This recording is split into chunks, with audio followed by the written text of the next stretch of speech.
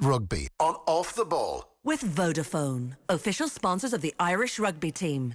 Team of us, everyone in. Right, time for us to turn our attention to rugby, and I'm delighted to say Ronan O'Gara is with us. Ronan, joyeux Noël à vous. Many happy returns. How are you, Ger? Good to chat. What's your Christmas actually going to be like this year?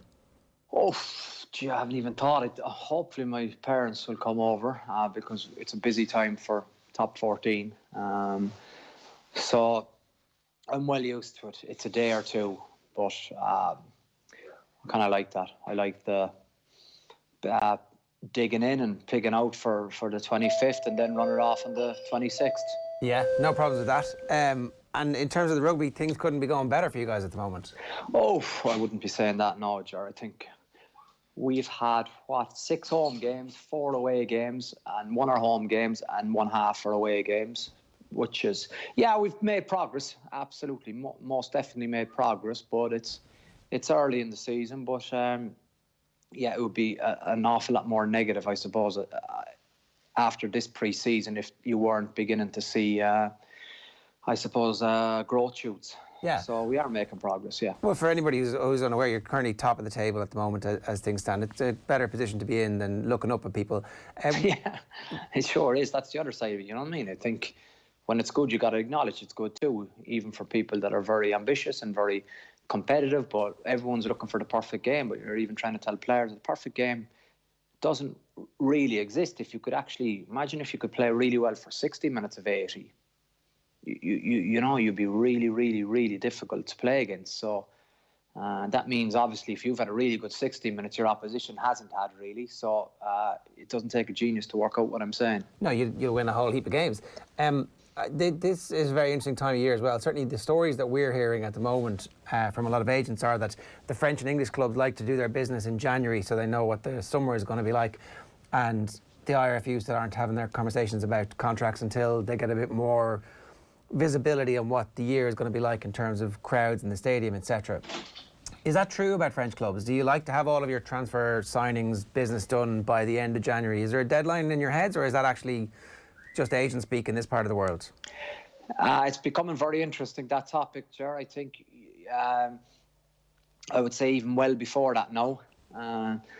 And that's more as you, I suppose, getting more experience in the game, and especially in the top 14 or club rugby. It's a business, so there's a huge amount of a financial side to it. And I'll give you the example, you know, of Will Skelton, who has signed from Saracens, and he literally has transformed us.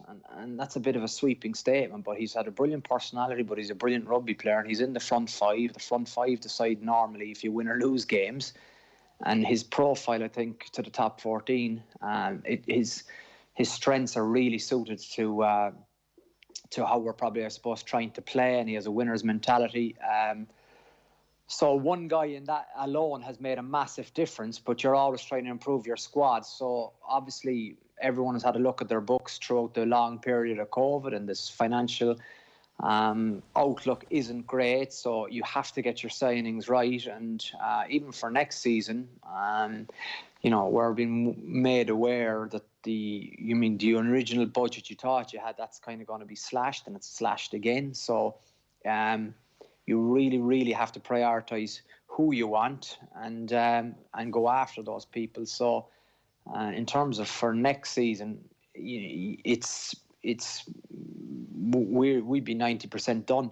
Right, that is really interesting, because it means that there are probably going to be some Irish bargains available over the next while. You know, Gordon Darcy was talking to us during the week, and he was saying, look, it's going to be a period of Christmas where there are families with kids looking around going, we don't have any income after June guaranteed. So if somebody comes and offers me something for 2 years or 3 years, what am I going to do? I'm going to tell the IRFU, and they're going to say, yeah, well, look, you know, we're not going to have anything for you for another couple of months. The bird in the hand, 2 in the bush, like... Yeah, it is a great... it's a very, very, you know what I mean, a realistic proposal, or very realistic opportunity, depending on how you see it. And every player is very different, but I think also there's probably a perception or a misunderstanding in terms of the opportunities in France. So, you know, we're allowed to have 11 non-GIF players next season, which means basically people who haven't had 5 years in a French setup as a young player between the ages of 18 to 23, or 5 years of a license, for example, from the ages of under 8 to under 18. So I haven't checked, but I knew I'd be talking to you about this. And I think my kids are GIF qualified now because they've had a FFR license for 5 years, which is not a bad thing to have if they were to take the rugby route. But in terms of how you can actually select your team for a weekend, Ger, if I just explain it to you, you can only have next season, so 17 of your 23 have to be GIF qualified. So, you know what I mean, in terms of being able to, you can go after any players in the world to sign them to play with La Rochelle or to play with a French team, but you're only allowed 11 in your total squad. So there's a skill in that in itself, and there's a skill in, you can't select your, I suppose, most performing rugby team every week. There has to be a balance because you get nailed financially if you don't allocate enough GIF players on your team sheet, if you can follow me. Yeah, totally. It's really fascinating because it means that there's an opportunity for teams to be smart. It's not just you against all the money the whole time. In other sports, if you're Man City, eventually your money is going to automatically guarantee that you're going to have the bulk of success. With this system, it leaves a little bit of room for you guys to be clever, at least, so you can counterbalance the money that some of the owners are injecting. Yeah, but also I think the players are becoming smarter too, and I think you know, the days of a one-club man are over in rugby, Ger. I think the landscape is changing very, very quickly, and the opportunities for certain players will always be there, and they'll always be attractive. So, it leads into your question about certain Irish players, but a lot of them would have, I'd say, have their homework done, and they'd know of their position in terms of where they lie in the Japanese market, in the French market, or in the English market, as opposed to the domestic market. So these guys, I'd say, will have that weighed up, and then they have a decision to make. But there's a reason they have a decision to make, because they're obviously very good players and they're sought after players. But a lot of players, I suppose, that are playing the club game, or playing for the provinces, it's not a good position to be in if you don't really know, especially if you have children and you're providing for your family. If you don't really know 4 months out where you stand, that creates problems for everybody. Yeah, especially at that stage of your career where you're in your early 30s and you feel like you have a couple of years of top quality rugby left, and this is your chance to cash in. One last question on this before I talk about the game at the weekend.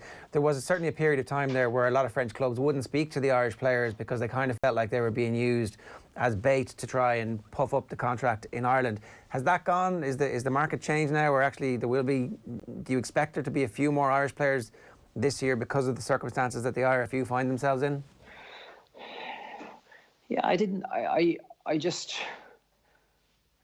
that question probably on a general scale, I'd probably have to apply that to an individual. Someone like Tadhg Furlong would be very attractive in the fact that he's a world-class tight head, and I think his personality would be very adaptable to playing in whatever club he is. Yet there's a driving force inside him that he wants to play for Ireland, so he has to make that trade-off in terms of what he wants to do. But I think, to answer your question, you may well find that that Irish players will end up in the Premiership or in France this summer because of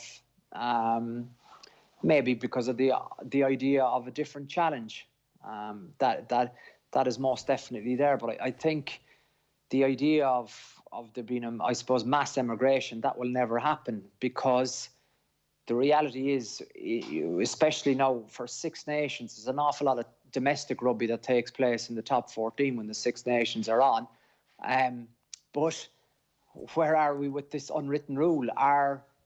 For example, if Tadhg Furlong was to sign for La Rochelle, is he going to be not selected for Ireland? That's a difficult one. And if you're the president, and if he's playing for Ireland, he wouldn't be that that attractive. I suspect they'd make a rule for Tig because he's world class, the same rule they made for Johnny Sexton. But somebody who's maybe on the in and out of the team at the moment, I wonder if Peter O'Mahony decided that he wanted a new challenge in life, for example. I'm not sure that they would pick him at this stage, but actually he would clearly be worth a place in the matchday squad. So, and you can see somebody like him maybe thinking, actually, this is the right thing for me to do. Would you have gone now in retrospect as a player and played out your last couple of years if it meant you couldn't have had those last couple of years with Ireland? I know, and to be fair, it's different times, Ger. I think it is. I was part of a club team where we were brought up on loyalty and being unbelievably competitive. You know, I'm like, what's the word, a broken drum for repeating. I played in 10 semi-finals in Europe. There wasn't a bigger buzz than that, you know. There was something that meant so much. So that there was definitely offers to go. But as you said, you know, you got to do a bit of a SWOT analysis and kind of weigh up what you want to do. And your rugby career is very short at the same time. But at my time, you just can't leave Munster. It's too good. Yeah, no, that's fair enough. And I guess things are definitely, it is a different era now. And I guess... Yeah, it is. And there's different opportunities. And I think an awful lot of players are an awful lot more mature, and they've probably started professionalism a long time before we ever even thought about it. So they're quite advanced and yeah, it would have been really interesting to see what Paul O'Connell's career in France would have looked like as a player and how that would have fed into what happened and how many other people might have followed him along that path, given, unfortunately, we didn't get to see it because of the injury. But you know, I can see that there probably will be a trend in coming years where players who are reaching the end will go for those couple of years and see what that experience is like, and you know, even Rob Kearney having the experience that he's going to have down in Australia. Can we talk about the game at the weekend? Andy Farrell's picked a very strong team for this match. The whole idea of this not being too important in the overall scheme of things, that's out the window because he's picked a team to win the game. Yeah, of course he has, yeah. But I think because there's probably been I suppose, quite a backlash in terms of negative performances up to this point. So all of a sudden now the narrative has changed that Farrell has picked a strong team. Of course he's picked a strong team. He needs to win this game and he wants to win this game. But these players that play for Ireland are good players. And they have been good players for a long time. We've lost to, England and France, and that can happen. But the other side of that, I think, Ger, is probably it's been manner some of the performances. The Georgia game was dire, and I think, you know, that has to be said. The Wales game was very, very good, but Wales are in the doldrums. There's no doubt about that. So I think this is probably a great indicator of a team under pressure, a team needing a performance. Can they produce? The Scots, obviously, we dealt with them very well at the World Cup, but you know that was a Scottish team which seemed to be tearing itself apart a little bit, had internal rows in the camp. They seem to have progressed significantly from then to here and were unfortunate to lose against Ireland in the Six Nations last year. This is a good opportunity for them to say, okay, for Ireland to say, we do have a plan. You can see it here against a team who are improving, and to take a break now before the Six Nations with some confidence as opposed to a lot of doubts. So there's a lot riding on it. There is obviously the result too, but I think the performance and potentially the way I suppose Ireland would play the game, that's interesting to people too, because people are looking for a shift. But when rugby's played well, it's played pretty similarly by a lot of teams. If you win the collisions, you get in the front foot and you can kind of dictate the tempo of the game. We saw that against England and France. We didn't do that, so it makes you look very average, especially the halfbacks. And that's what happens. I think from the Ireland's point of view against Scotland, what is a major advantage to them is the fact that there's a new cap at 10, and that's never ideal if you're trying to, you know, Jaco van der Walt will be so much better in 10 games' time than he is tomorrow. That just happens in Test rugby and at the start of your career. Scotland without Finn Russell are a different team. I'm absolutely convinced about that. And in the modern game, he's very hard to defend because I think he actually is the most instinctive player probably playing in Europe, and he just trusts his instincts. Sometimes they backfire, as we saw once or twice in a European Cup final, but also without his instinct, Racing wouldn't have got to a final. So they'll be weakened in the number 10 position. I think it's a great opportunity for the young Scottish 10 coming in, making his debut. I think the Scottish bench looks interesting. You look at their backs replacements. There's Heidigo, Klein.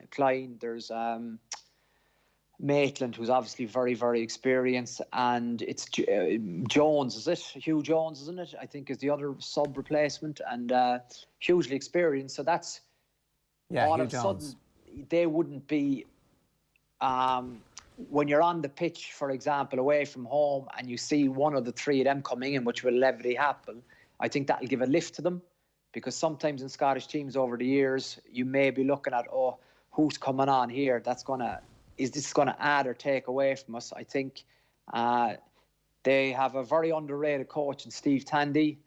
I spent a bit of time chatting to him, and when I did my 2 seasons in Super Rugby, he was coaching the Waratahs and made a big input there. And I think he was head coach with the Ospreys, now specialising in the defence. And their points conceded in last year's Six Nations, I think, was ridiculously low. So they most definitely are playing from, and I think they've tightened up a lot of things. I just wonder tomorrow.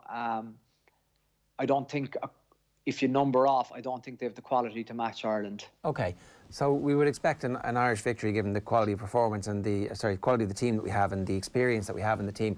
How are we trying to play? That's been the overarching question over the last 3 or 4 weeks, and we haven't really. We've heard this phrase "heads up rugby," and then we heard Andy Farrell be kind of quite pissed off with how the team played over the last couple of times. What are they actually trying to do, and why is it not working? Oh, I think, Ger, I think what they're trying to do, and I'm speaking as a coach there. What you're trying to do is you're trying to get over the game line to play with fast ball, and then you have a kind of an option of A, B, and C.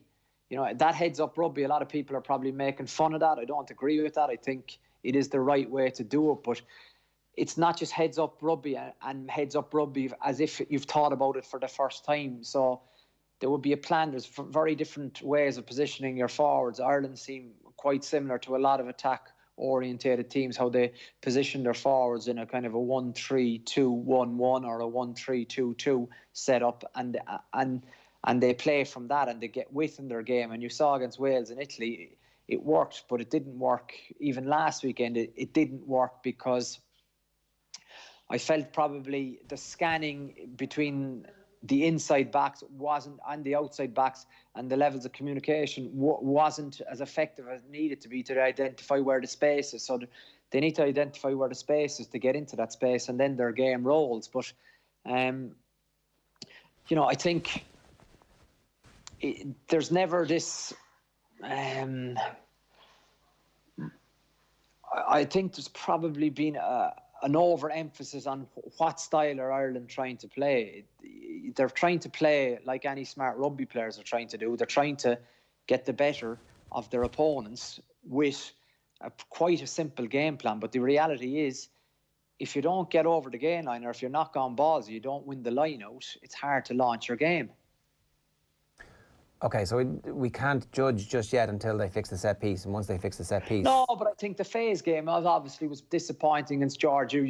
The fact that these guys are big men, and I think they were probably vulnerable to a little bit more footwork, but we ran probably consistently into brick walls, where if there was a little bit of variation in terms of identifying a channel or two wider, there would have been big opportunity. But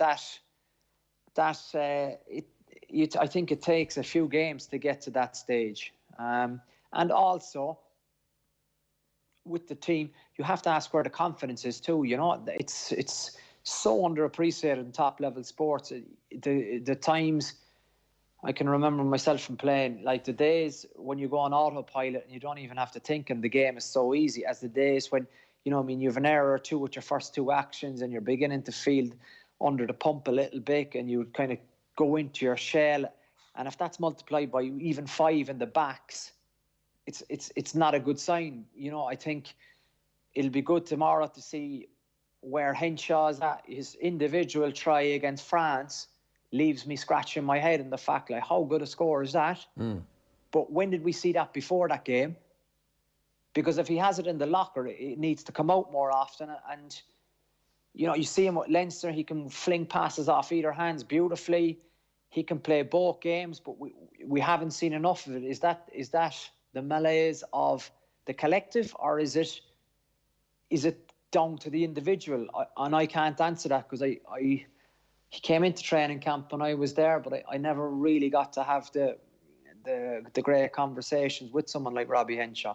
Yeah, it's just that it's replicated along the way, and it's not just the backs either, that so many of them don't seem to be playing to their potential at the moment. You definitely feel like or listening to you, it feels like we need to have a patience with what Farrell's trying to do, and maybe at the end of the Six Nations we can see, well, okay, there are clear signs of progress. He's got the team to a point where they're comfortable and their confidence in understanding what their responsibilities are has given them the confidence to play within that system.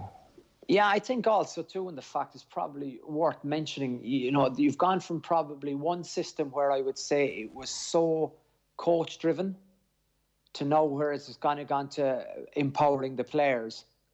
And that shift, because in Ireland, as we know, Ger, the turnover of players between the squads hasn't been that great. Yes, there's been a few new caps, but the majority of the squad played under Joe, and now they're playing under Andy Farrell's management, and they seem to be, and I'm only able to comment from the outside because I haven't been into camp, but it seems to be two very different approaches, both with massive strengths, and we've seen obviously, you know what I mean, how Joe changed, I suppose, the landscape for Irish rugby. Now Andy is doing it in a different way, probably more collaborative approach, where he is backing his players and he's investing in them to drive standards, to drive game plans, to drive decision making. But as he said himself against Georgia, that isn't good enough. And if it continues like that, then well, maybe it has to become more coach ownership. Yeah, okay. It sounds like you're predicting an Ireland win. Yeah, I am. I do. I think there's a big performance in the team. I watch a lot of these players regularly. I think they'll come out firing. Right. Ronan, enjoy the game. Thanks a million. Cheers. See you, Ger. Thank you. Rugby on Off the Ball. With Vodafone, official sponsors of the Irish rugby team. Team of us, everyone in.